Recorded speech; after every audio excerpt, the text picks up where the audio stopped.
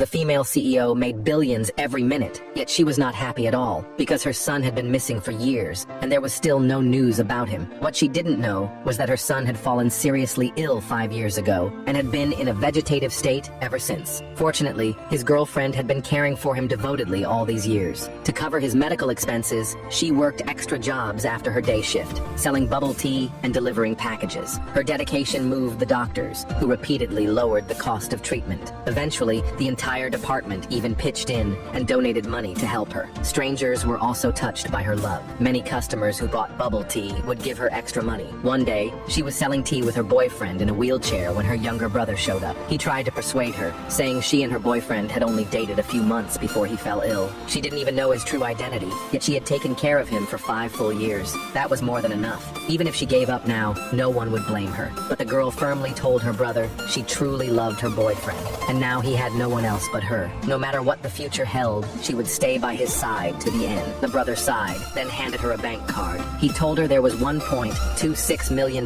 inside. Of that, $1.2 million came from their parents, who couldn't bear to see her suffer anymore. So they sold their house to support her in treating the boyfriend. The other $60,000 was the brother's life savings. The girl felt overwhelmed with guilt. Her family had given everything to her. What about them? Her brother comforted her, saying if she wouldn't give up on her boyfriend, then he would treat him as his brother-in-law. Their parents would recognize him as their son-in-law. He was still healthy and could earn more money. Their parents had moved back to the countryside after selling their city home. Today was their father's 60th birthday. All he wanted was for his sister to take a break for just one day and come home to visit. Back in the countryside, their father put on gloves, getting ready to head out for a construction job, but the mother stopped him, saying his back had been hurting for days. It was his birthday. He should just rest. But the father insisted, saying their daughter still needed money. Even a little was worth earning. At that moment, the girl arrived home and saw the scene. She knelt down in front of her parents, crying and saying she had caused them so much pain. Her mother pulled her up and said, "We're family, and family should always help each other."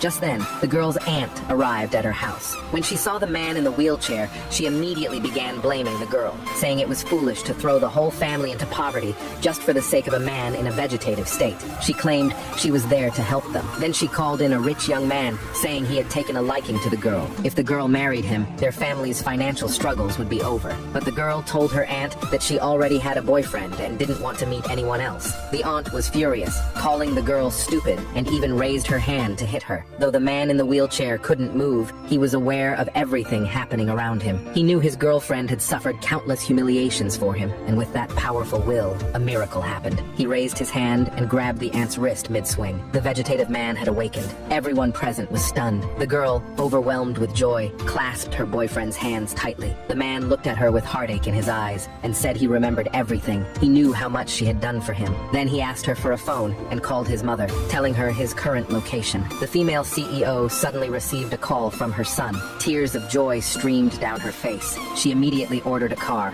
She was going to pick up her son herself. She also called her husband, telling him the joyful news that they had found their son. The man's father, supreme commander of the military, immediately ordered a private jet to go see his son right away. Meanwhile, back in the girl's courtyard, the rich young man mocked the boyfriend for only knowing how to cry for his mom. He told him to get lost and stop ruining his chances with the girl. The aunt also advised the boyfriend not to go against the rich young man. His father was a vice president of a large group, and he himself was a department manager. She urged the man to break up with the girl. Only then did the man realize the rich kid worked at his mother's company. The rich young man pulled out a property deed, saying if the girl agreed to be with him, the house would be hers. But the girl firmly rejected him and told him to leave her house immediately. Enraged by the rejection, the rich young man flipped the table in a fit of rage. The man warned him, "Don't go too far, or no one will be able to save you today." Just then, the female CEO's secretary arrived first. He informed the man that the CEO would be there shortly. The man told the secretary, "Today is my father-in-law's 60th birthday. Prepare a proper birthday gift." Soon, 2 company employees entered the courtyard carrying 2 gift boxes. One contained the company's supreme card. With it, anything in the world that had a price could be purchased without limit. The other was a jade sculpture of the god of longevity, won by the CEO at an international auction. There was only one in the entire world.